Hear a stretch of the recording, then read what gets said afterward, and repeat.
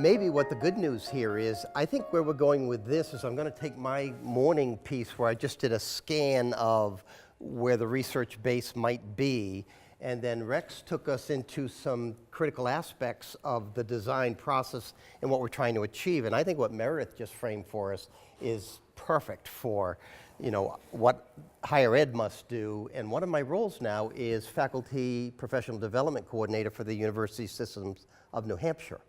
So I'm working with faculty in one aspect of my work, and I'm working with teachers and kids in another aspect of my work. So you're really seeing the ends of the spectrum and where the connects or disconnects are. And so we're all looking for how do we blend that to make it profitable across our profession and for kids. That said, I want to take us into some of the top 10 literature and actually interact with you about it and have you feel what it's like to do it. Do you all have the A, B, C, D, E, F cards? I see many of you do. If you don't, I made 3 or 4 piles of them. So you all need a stack of the cards. If you could just grab a stack so you have them.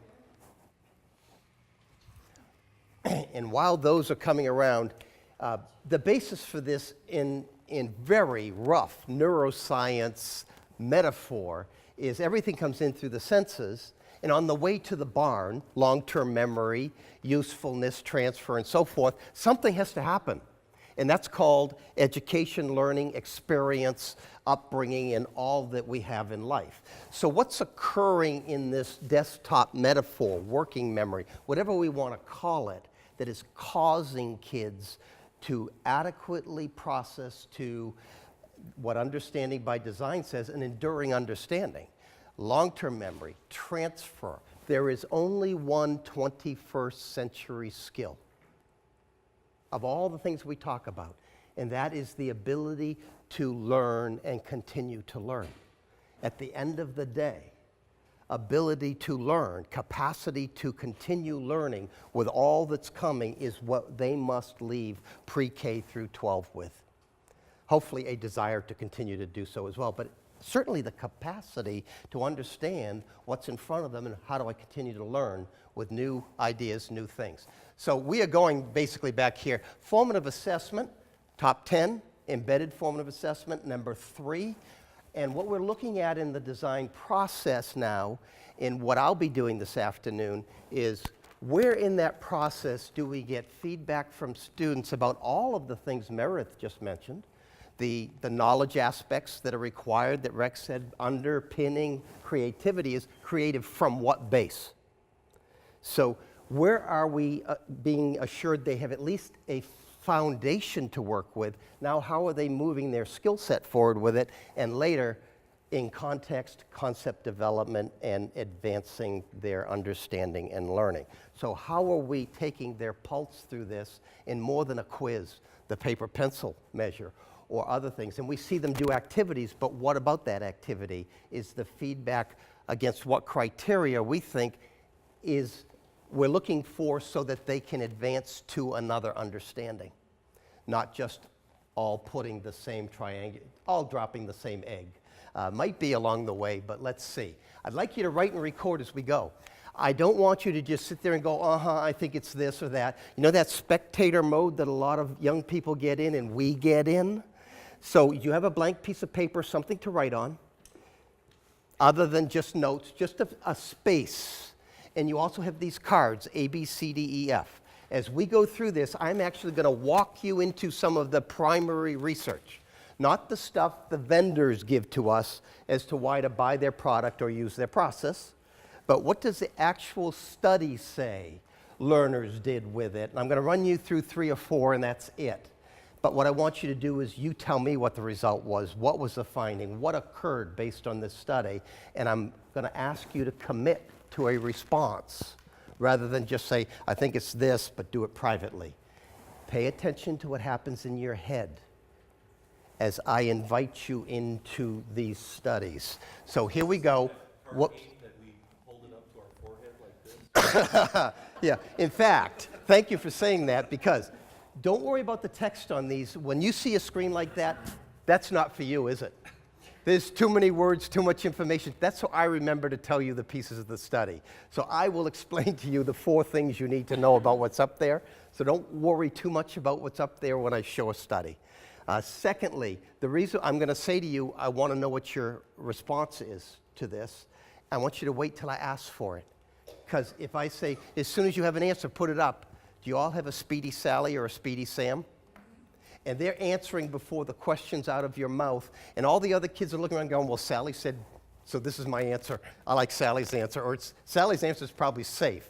So how do we get past that dilemma and start to get more of that active processing, critical thinking occurring around the room, not just in a few, and then we struggle to pull the rest into what we're trying to do. So here's a study, 2 groups, match people, this, that, everything is equivalent as you can get in a study.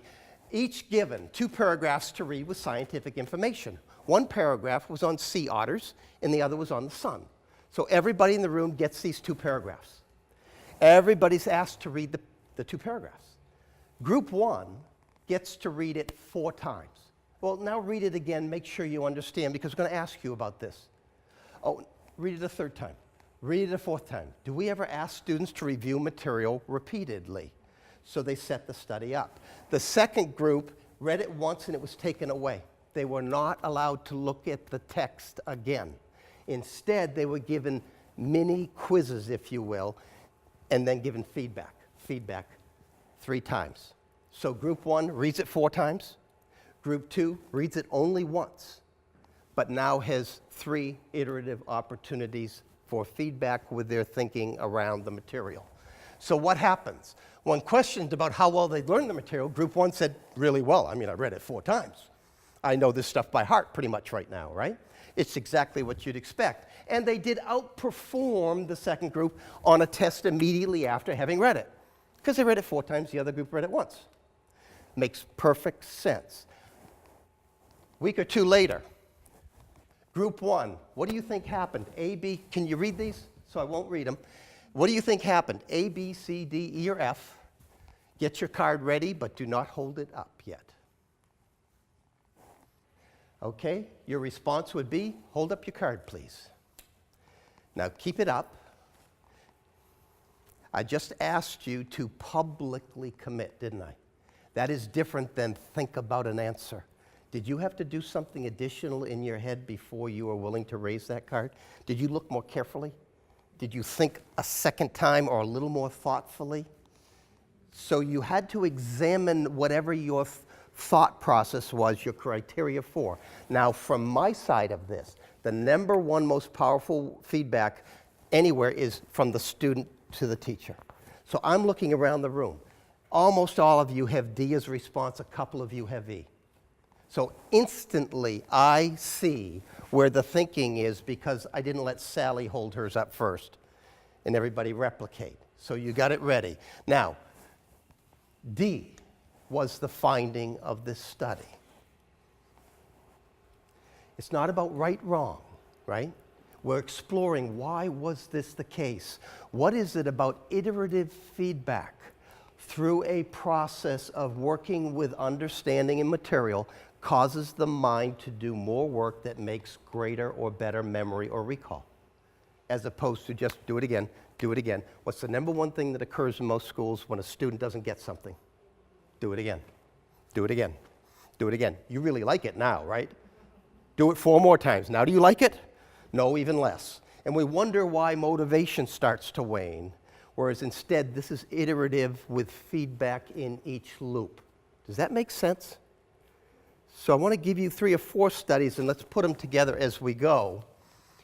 Here's 2 schools. There are 3 teachers, 4 classes, 12 classes in all. Each teacher is teaching 4 7th grade classes. It's a 2-week project that they are conducting in this case. The scoring is from 0 to 10. At the end of the project, there's a rubric. You get anywhere from none to 10 points based on the rubric criteria. Students are tracked on basic skill performance, so they gave all the kids a test of basic skills. And they simply put bottom third, middle third, top third. They didn't organize them that way. That's just how they recorded the data. Teachers taught every class as identically the same as they could. You know that's not possible. but they tried their very best. Same material, same pacing, same activities, same information. The control group, or 2 of my classes, each teacher did 2 this way, 2 that way. Taught identically to both, but in 2 of them, they stopped for 15 minutes each week, put the kids in groups and said, talk to each other about what's going well for you and what's not. What do you like, what do you don't like about this project? In the other group, they put them together for 15 minutes each week and instead said, discuss with each other how you think this work should be assessed. When you're all done with this project, how should we evaluate or look at this work in terms of your performance?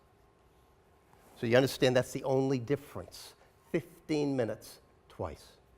Only difference in these groups. So, as you look at this, 0 to 10 points.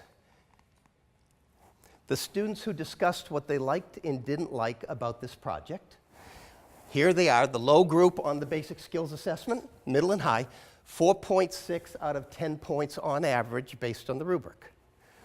The middle group, 5.9, the high group, 6.6. So the test of basic skills was correlated with their performance outcomes. What do you think the scores were for the group that discussed the criteria for assessment? Was it the same? Low group still for about 4.6? You think it was lower? You think it was higher? Write a number down for each one of these.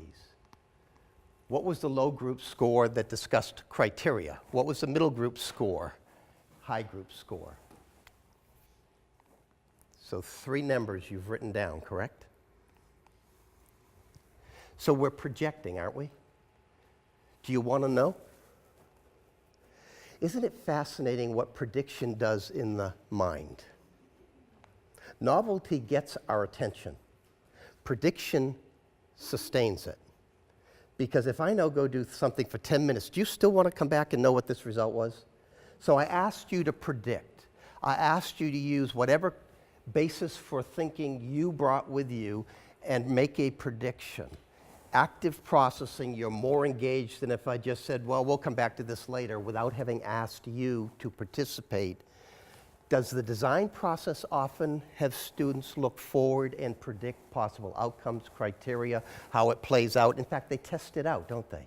So this prediction and testing loop is one of those iterative, vital loops in the process, isn't it?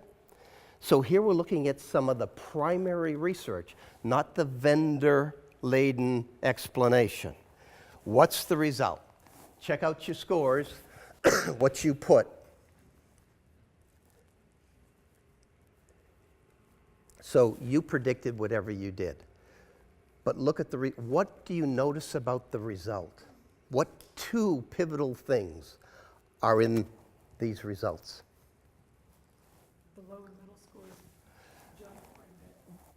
The ones who gain the most. This was also in one of Meredith's graphs, wasn't it? Yeah. That when students were invited into actually to critically think and do more thoughtful work instead of just flat semantic knowledge. In fact, they rose so much, they almost caught up by comparison to the high group. They gained 2.1, they only gained 0.8. We often invite so-called higher performing students to do critical thinking. We not so much with the others who we put in remedial or intervention programs or other things that basically are pounding the knowledge layer of schooling. If we invite them to think, they certainly can. And they rise to the occasion, and the knowledge will follow if this is a piece of the puzzle. So, interesting piece of primary literature that very much parallels what Meredith was saying, and is also paralleling the creativity notion that we're not just going straight forward with this semantic, flat, direct intelligence, but now we're asking them to give some thought to the context in which it resides. So let's go to a few questions. We're in class, and I'm going to use multiple choice with you. For years, if someone used the word multiple choice, I would cringe. There was something about it that just left me cold most of the time. You have your cards, get them ready, please. Do not hold them up until I ask you to. Here are 4 possible responses. Where is the verb in this sentence? Sally, put your card down. You see how important it is not to have one go first. Okay, everybody, cards up, please. So I'm looking for the responses. I look around the room. I see a room full of Bs. Does that signal me we've got this, we can move on? This is not a trouble spot. I'm getting instant embedded formative feedback. We don't have to pause anymore. We don't have to belabor this. In which of these is correct? Have your response ready? Please hold up your response. I'm looking around the room, and of course now the math people are getting a little freaked out. But notice I do see a C of C's, which is the correct one, as you know. But if somebody puts up B, it tells me something about how they're using that apostrophe, whether it's possessive or plural, doesn't it? So it tells me the nature of their error, not just that they made a mistake. Embedded formative feedback doesn't just say that they didn't do it okay, well, correct, or whatever, but why. Knowing why is far more instructive. Knowing that they did or didn't isn't so much. So, one more. Please, no talking with this. Just this is a do your own work moment. Look at the question and decide what your response might be. And hold up the response you would like to offer. Now look around the room this time. We see every letter in the air. There are times when this is exactly what you want to see. Is this not divergent thinking or other types of notions? What's the problem with the question? It depends on what country's view. If you're US-centric, you're going to pick a certain date. If the war started for Germany in a different year than it started for the US, didn't it? So it depends whose historical point of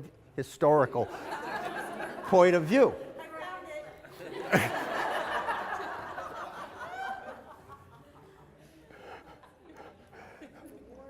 I'm thinking, but I've got the rest of the day to figure this out. Now, could this not be a delightful group activity to follow? Explain your perspective. Why? What are your criteria for choosing that date? What information were you using? How does it fit in? Well, wait a minute, could we all be right? Is that not the wicked problem, that there's no one answer, that there are multiple places to go with your thinking? You just need to follow your reasoning, your critical thinking, and so forth. So now, for me, multiple choice opened up a whole new world if I'm using it in formative assessment manner, not in summative assessment manner. So, bottom line here, what's going on in the learner's head is really the litmus test, right? We create environments, experiences, processes so as to help what goes on in their head prosper for them to become lifelong learners. So what's going on when we ask them to make individual and public? This does not mean I don't want group activity to follow, but inviting you to make an individual thought and commit to it in even a temporary way causes more active processing and less spectating. So now go ahead and discuss why you would like to keep your idea or alter your idea. So the feedback I'm getting as the person trying to nudge, guide, direct, help backfill or whatever, I'm getting immediate current feedback from student thinking, student work. That said, study number 3. So I'm going back to 2 more research studies. Well, what kind of feedback then? What type of feedback? Feedback's number 10 on the Hattie list, right? Most effective effect size in that literature. Now we're not just doing embedded formative feedback, but what feedback in general matters to the learning process. So what do we know about that? We do feedback all day long. All day long, we are interacting, feeding back with kids, aren't we? So is there a type or a time or a whatever that matters as much or more than any other? So when we look at this literature, 6th grade students, 4 schools, 12 classes, half low, half high ability. In other words, just seeing how the low and high abilities respond, dividing it right down the middle, past performance. Same teachers, same teaching, same aim, same classwork, as much same as we can do in schools. So 4 schools, 12 classes. Each teacher had 3 classes. So I'm going to teach all 3 of my classes the same, as similar as I can. These students are mixed. They're not in a low class and a high class. They're in a heterogeneous group, but I'm going to teach as similarly as I can across the board. The only difference is, with every activity or task I give them, with one of my classes, I'm going to put a score on each page. 74, 92, 61, whatever the score is. With the second one of my classes, no scores, just comments. 2 or 3 comments about the work, the type of work, what I'm seeing, what I think I want to say. And in the third class, both scores and comments at the same time. So if they can have as much as a 50% gain in learning on this test, the ones who get scores only, from 0 to 50, what do you think their gain is? Long-term gain, not just immediate. Long-term gain, 0 to 50, pick a number. Those who got comments only, what's their gain? 0 to 50% increase in performance. Both together, what's their gain? Write 3 numbers down. A scores number, and score or grade would be equivalent, right? Because a 91 and an A- might be the same thing, but that type of score. A score grade, a comment grade, and a combination grade. Not grade, percent increase in outcomes.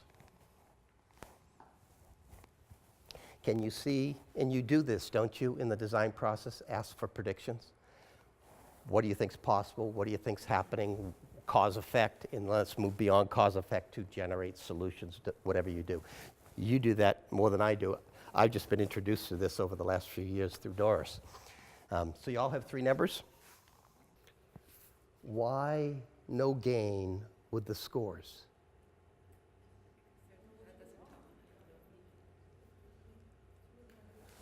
And look at their reaction, their attitude regarding work. What's the high score I get? 94. I expected a high grade. I got the high grade. It's what I typically get. My reaction is positive. Thank you. That's what I wanted. The low performer, 57. Well, you know, I usually do pretty lousy on these things. Did it again. I guess it's the pattern continues. Of course it's negative. But I see that score. What happens in my head? Learning's over. I got the score. You told me how well it went. It's done. But the group that gets the comments, no score, no indication that learning has ended. This is feedback about your learning, your thinking, your work. Learning continues, positive for both high and low performers. Still room to grow without that summative score that says this signifies learning has ended. Even if we say you may always do more work and continue to improve your, does that low learner who just got a 57 really want to go back and work on this anymore? The number signals something, doesn't it? But what about both comments and scores together? What did you put down? Look at it again. When they are both together, and you just collected the projects and you killed a weekend looking at them so you could give them feedback. You spent a whole weekend, you wrote all these comments, and we have to at some point assess a score, don't we? At some point they get a grade in most every situation we're in schooling. So required is a grade at the end of the semester, so we are collecting evidence toward how to do that. If you put them on the same paper, what happens in their head? I've got the score. Why bother with the comments? If I got a 57, I know what the comments are going to be. I didn't do so well, and here's where I didn't. And if I got my 95, I know what the comments are. I did really well. Oh, here's one to grow on. Thank you. And you just killed a weekend, and where do those papers end up? In the trash can at school. You force them into the backpack so they go home, and then what happens as soon as they walk in the door? You have spent hours offering valuable feedback to your learners, and they do not benefit from it because there's a number on the same paper. Does that ring true in your head as to what you think they do? But what if you give them the option to raise their score? So I give you the option and you got a 57. And we're starting the next unit tomorrow or the next project, whatever we're doing. Do I want to go back and do that and do the new one at the same time? Am I inclined if I got a 57? It's the right, I think it's the proper thing to offer. I would always offer the option to continue your work and improve your work. But why wouldn't I offer it before the number goes on it? Say, you have 2 days, work on the comments. What would you like to do? Here's what might make most sense. The number will follow 2 days from now so that you benefit. If I'm going to spend the time to give you that feedback, commenting on papers takes time. If I'm going to invest that time, I would like you to stand a chance of benefiting from it. In the end, you will still see a number or a grade or something if that's what we do. Okay, parallel study to the one I just showed you. Last study I'm going to show you. Oh, I'm going to show you one after this. 4 groups. 4 experimental groups, control group, comments only. We just learned about that through one study. Grades only. Those were in the last study. Praise provided.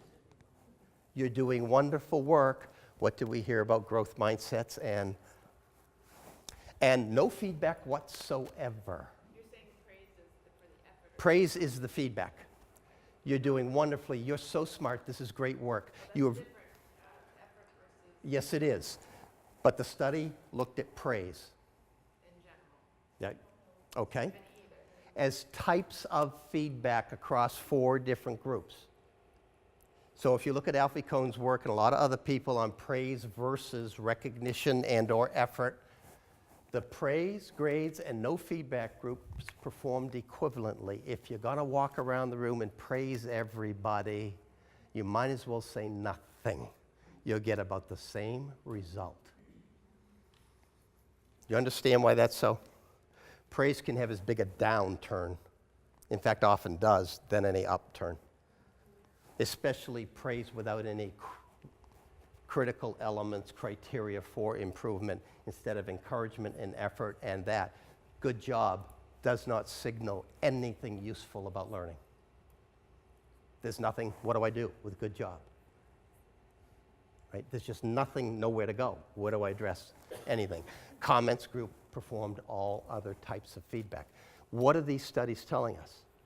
The type of feedback, the nature of feedback matters to what they do. So if we're going to invest our energy and time to help them progress and learn, how we do that, when we do that, has significance. It just matters, and it's really our biggest tool, isn't it? It's the most prevalent tool we use interacting with other people. So the nature of feedback is enormous. Last study. 15-year-olds, world history class getting lectures. Everybody gets the same lecture. Lecture, lecture, lecture. Regardless of what we think about lecture, some people learn pretty well through lecture, don't they? Lecture's not all bad. Steady diet, day after day after day, and all that, but we've learned for centuries through good lecture. So we're not going to damn all of lecture, but let's say, here's the venue. Half the kids were trained, now somebody alluded to this in one of the talks this morning. Half the kids were trained while they were, instead of taking notes, write questions. You are not allowed to write down content. You may only write questions about what you're hearing, because the only medium you have is lecture. So this person's lecturing, all I can do is write questions about what is being said. The other classes, no, I write notes, business as usual. So 4 groups. Here's a group that got the lecture, study your notes, I'm going to give you a test. Lecture, study on your own, here's the test. How well did they do? Lecture, group discussion about what I just lectured about, now I give you the test.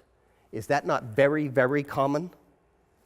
A lot of places. That's what most of us probably experienced. The groups that were trained to do questions. Lecture, review your notes, your questions, test. Over here, same thing with discussion. lecture, look at your questions, discuss them with a couple other classmates, then test. Now, I'm not going to ask you to predict. I'm going to show you what happened with these 4 groups. And there are 2 interesting things. Here's the group, lecture, the red group, heard the lecture, post-test, didn't do much better. 10 days later, sustainability, what's carried forward, we actually drop off. You would have predicted something similar to that, wouldn't you? The group that got group discussion, light blue, actually improved. Discussion helped. But 10 days later, it's in that weak chemical. There's not much protein being developed, not much happening long term. But both of the groups who instead did questions, whether it was independent or with discussion after, outperformed the other 2.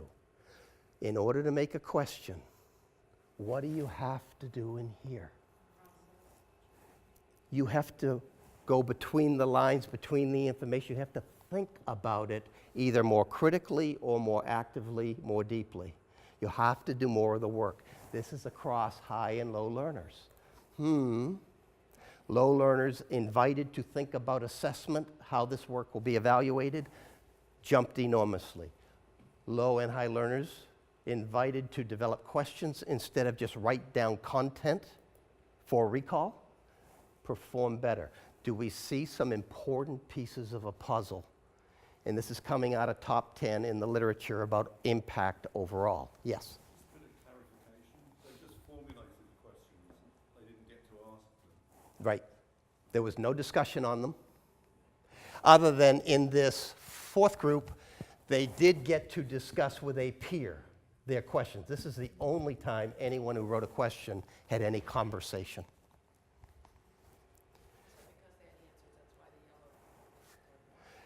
It seems to me when we go from receptive language to expressive language, we use more neural networks. We're not just using one set of networks to receive.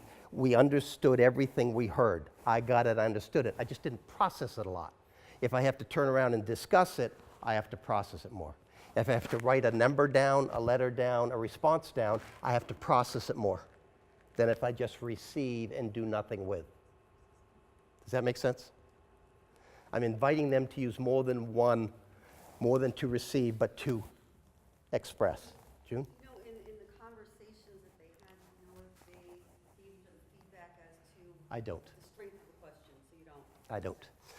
This is across the board aggregate. Would some have written better questions than others? Yes. In exchanging, sharing questions, there's some cross-fertilization in that. There's no guarantee in it. But overall, looks like a pretty good notion. Bottom line here, who's doing the work? Instead of the teacher doing the work of, the students are being invited to do the work of thinking and learning, which is absolutely pivotal in a lot of tasks that we give them. And I know where our time is, so I have to stop for lunch. Dylan William, the embedded form assessment, lots of PD for teachers these days. It's all over the place. A whole lot about Common Core and other things or whatever's going on in your district. Attention to minute-to-minute, day-to-day formative assessment is likely to have the biggest impact on student outcomes. Even within the design process, where are the opportunities for formative feedback loops all through whatever process or strategy you're using? I have outlined 8 ways of thinking about feedback. You could hit the literature, maybe you come up with 9 or 10, I don't know. But in other words, there's lots of ways to think about feedback, type, place, frequency, so forth. I have some handouts for those who are attending my session, and that's the end of this. It's time for lunch.